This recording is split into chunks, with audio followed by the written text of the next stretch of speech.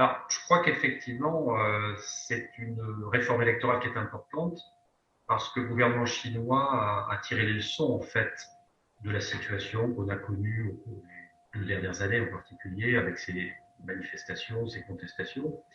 Et ce que je pense que le gouvernement chinois a pu observer, c'est que ces manifestations et ceux qui les menaient étaient très souvent influencés par des puissances étrangères.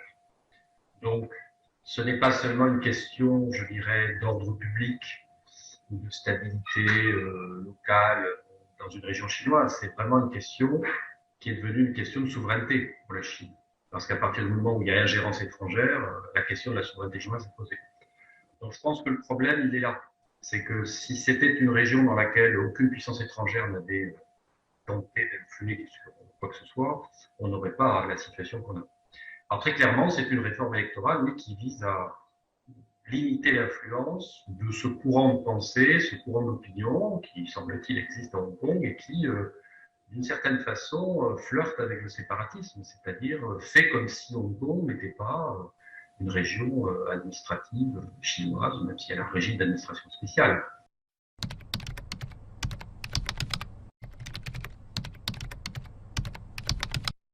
Il faut bien voir que cette réforme, quand on la regarde un peu dans le détail, je vais juste en faire un bref résumé, c'est une réforme administrative qui modifie en fait le régime électoral de la région d'administration spéciale en organisant une procédure de présélection des candidats. Et les autorités chinoises ne peuvent pas accepter qu'il y ait à ces élections des candidats qui ont pris part à des activités antinationales. Enfin, il n'y a aucun pays d'ailleurs où on accepte ça. Il n'y a pas de raison que la Chine ne l'accepte.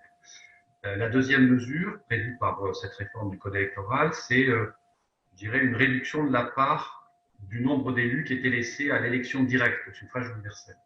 Et c'est effectivement cette mesure qui provoque des réactions indignées dans un certain nombre de pays occidentaux qui disent, voyez bien que tout ça, c'est pas très démocratique. Oui, mais enfin, ce qu'il faut pas oublier, c'est que Hong Kong, c'est une région d'administration spéciale qui a un statut complètement différent des autres régions chinoises et qu'après tout, si la Chine veut modifier le statut juridique de cette région, ben, ça regarde la Chine en fait. C'est un problème de gestion administrative purement intérieure où l'État chinois a une compétence juridique et politique incontestable.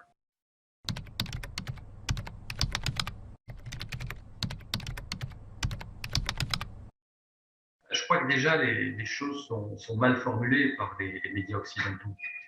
La volonté chinoise et la volonté de Hong Kong ne sont pas deux choses distinctes, ce ne sont pas deux entités souveraines entre lesquelles il pourrait y avoir négociation, compromis et je ne sais quel arrangement final.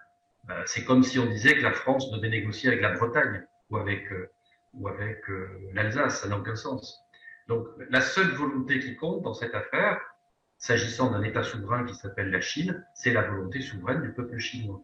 Or, cette volonté souveraine a été exprimée par un vote unanime de l'Assemblée populaire nationale, de son comité permanent, plus exactement, à l'unanimité de ses 167 membres. Et par conséquent, la volonté souveraine qui compte dans cette affaire, elle a déjà été exprimée. Donc, qu'il y a à Hong Kong, dans certains milieux, une opposition à cette politique, qu'il y ait, comme on sait, un mouvement contestataire, soit, de toute façon, personne ne l'a nié, et bien évidemment, les autorités chinoises feront en sorte que ce mouvement perde de l'influence. Enfin, c'est tout à fait normal qu'un État souverain cherche à limiter l'influence d'un mouvement contestataire qui s'appuie sur les complicités de l'étranger pour déstabiliser un territoire. Ça, c'est tout à fait logique. En fait, ce qu'il faut bien comprendre, c'est que l'attitude des Occidentaux, enfin des gouvernements occidentaux dans cette affaire, elle est illégitime de A à Z. Il est illégitime d'avoir même, je ne serais que des velléités d'intervention concernant l'administration d'un territoire qui appartient à l'État souverain. Il est illégitime de soutenir d'une manière ou d'une autre des mouvements contestataires sur ce territoire. Et il est illégitime, comme l'a fait le Congrès des États-Unis, ce qui est quand même ahurissant, de voter un texte qui condamne les lois chinoises sur le territoire chinois. Ils ont fait la même chose d'ailleurs à propos du Xinjiang, ils avaient tenté de le faire il y a longtemps à propos du Tibet. Tout cela n'a aucun sens, c'est juridiquement absurde, politiquement illégitime, et de toute façon, c'est voué à l'échec.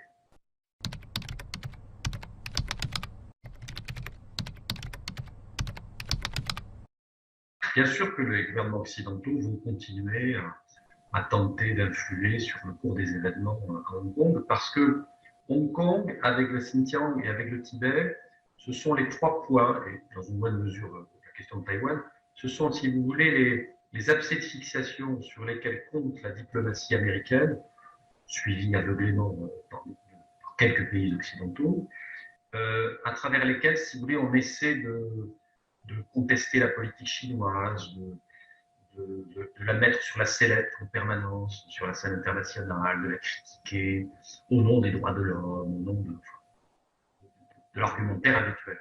Mais là où la politique occidentale, si vous voulez, va très loin, c'est qu'effectivement, elle internationalise toutes ces questions, elle en fait de manière totalement frauduleuse des questions internationales, alors que ce ne sont pas des questions internationales. Hong Kong n'est pas une question internationale, c'est une question nationale chinoise, une question intérieure chinoise. Dans le passé, il y a eu un accord international entre la Grande-Bretagne et la République populaire de Chine pour la rétrocession parfaitement légitime de ce territoire à la Chine, mais ce n'est pas, au moment où nous parlons, une question internationale. Or, la propagande occidentale transforme en conflit international ce qui n'est qu'une question de politique intérieure d'un État souverain. Et là, il est à craindre malheureusement que cet argumentaire complètement fallacieux soit à nouveau utilisé dans les mois et les années qui viennent. Enfin, c'est ce que je redoute pour moi.